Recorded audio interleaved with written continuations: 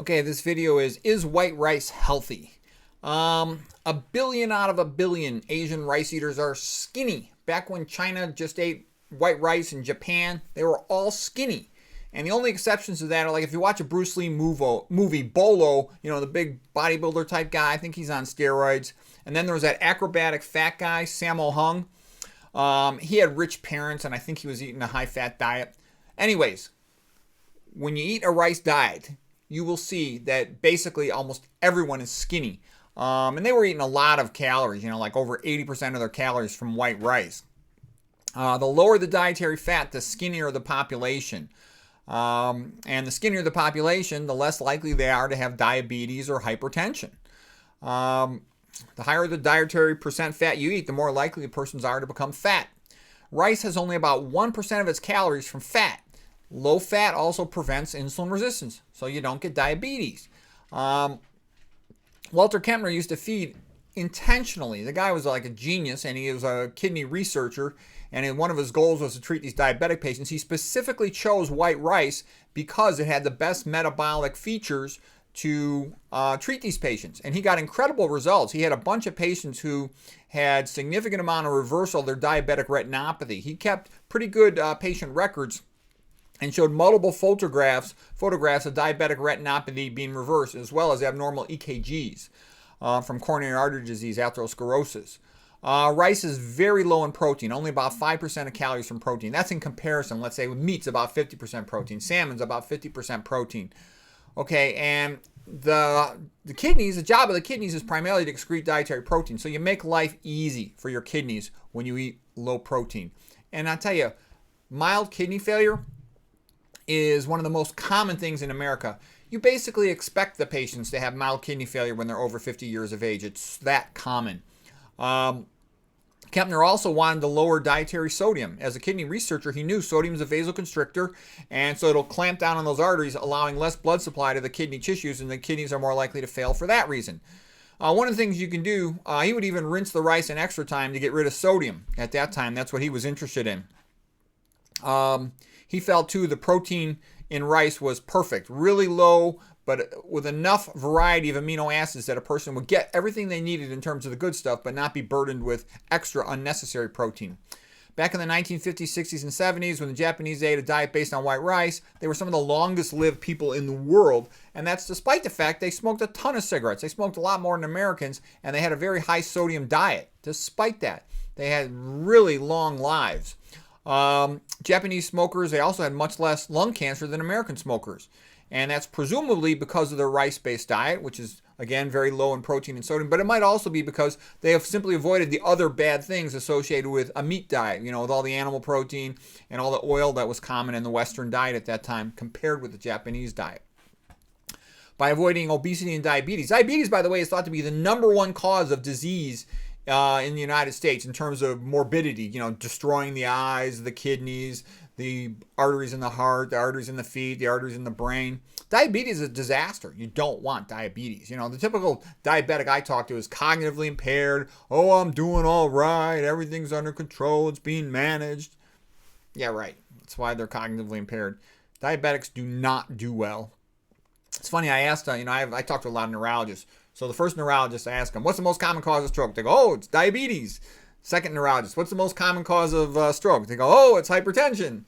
And then the next one, I go, what's the most common cause of stroke? They go, oh, it's atrial fibrillation. So how could they all be right? Well, atrial fibrillation is the most common cause of a big embolism going to the brain causing a massive stroke. Hypertension is the most common cause of a lenticulostriate artery like a lacunar infarct. And diabetes is just generalized cerebral vascular disease. So what about people saying, well, here, first of all, let's go to this next line here. By avoiding diabetes, you also avoid capillary basement membrane thickening. I gave a couple of recent lectures on advanced glycation end products and how diabetes, hypertension also, will thicken capillary basement membranes, especially diabetes, but they both do. And that will cause tissue hypoxia, less ability to get oxygen delivery to the tissues, which can worsen cancer causation, activating hypoxic inducible factor, vascular endothelial growth factor. The bottom line is you diminish the oxygen delivery to the tissues, you can potentially induce a Warburg effect, and cancer causation, whereby the cell will de-differentiate instead of being part of a multicellular organ system, a liver, a kidney, a lung, etc. It just becomes like an anaerobic bacteria out for itself to grow and ignoring growth control signals from the surrounding cells. So anyways, you don't want tissue hypoxia, and diabetes does that, and obesity contributes to it. Obesity leads to hyperlipidemia, increased estrogen levels, and all kinds of other problems. Okay, carbohydrate tolerance is an important point because some people say, well, I heard white rice causes prolonged blood glucose spikes. Well, that's only if you precede it, if you first eat high-fat foods like meat and oils and whatnot, which are going to cause insulin resistance. Then you'll get a prolonged blood glucose spike. But if you're just eating the white rice, you get a very reasonable blood glucose blood levels, postprandial blood glucose, because you have better insulin sensitivity. That's why Kempner specifically chose to feed the patients white rice. White rice has lower arsenic levels than brown rice, partly because you sort of remove part of the rice grain, but it's also the case that the rice from southeastern United States has higher arsenic levels than it does from places like California, for example, because in the old days they would grow cotton in the southeastern United States, and because it was a textile product, they could spray it with more pesticides because they had a problem with boll weevil insects eating the cotton, and so they sprayed it with a lot of arsenic pesticides, and it takes decades to get that out of the soil. Then the other problem was the CAFO, concentrated animal feeding organizations. They had all these chickens in these tight feedlots, and they would get intestinal parasites. And then they would treat the chickens with arsenic-type antibiotics for the intestinal parasites. And they also found the chickens would look fresh longer in the store, so they kept on giving them more arsenic. Chicken, it's got real high arsenic levels quite often. I would never eat chicken. A lot of people think chicken's healthy. They're stupid. Typical stupid person I know thinks that chicken and rice are good for you. No, they're both terrible foods. Not rice, chicken and fish. Chicken and fish are both terrible foods. Mediterranean diet is a terrible diet. All right, well, anyways, the reason I'm going through all this, the chicken were given lots of arsenic to treat their intestinal parasites. So then the chicken feces were sold to the rice farmers, and that's how rice got into lots of different, most farmed rice that I'm aware of. But it's all over the world. This arsenic stuff is a problem. And don't get me wrong, some companies that make rice will post their arsenic numbers on there. Some places, I know a lady who buys rice from Target and it's low arsenic, says on the package. I know somebody says arsenic is low grown in some other places. So I'm not going to get into all this arsenic stuff right now. I still eat rice myself about 3-4 times a week. I get organic rice that's company posts as arsenic levels, and they're quite low. Lombard Farms, for example. And I rinse it, at least once, sometimes twice before I eat it. I used to eat rice every single night with beans. Rice and beans is like a classic food. Also, my mother's from Puerto Rico, so she would make rice and beans like all the time. She used to often put chicken in it too. Unfortunately, we didn't know any better at that time, but quite often it was just the rice and the beans. Sofrito. Okay, anyways, I made separate videos about carbohydrate tolerance and about arsenic and the relationship of arsenic to rice, where I go into more detail. You might find those helpful.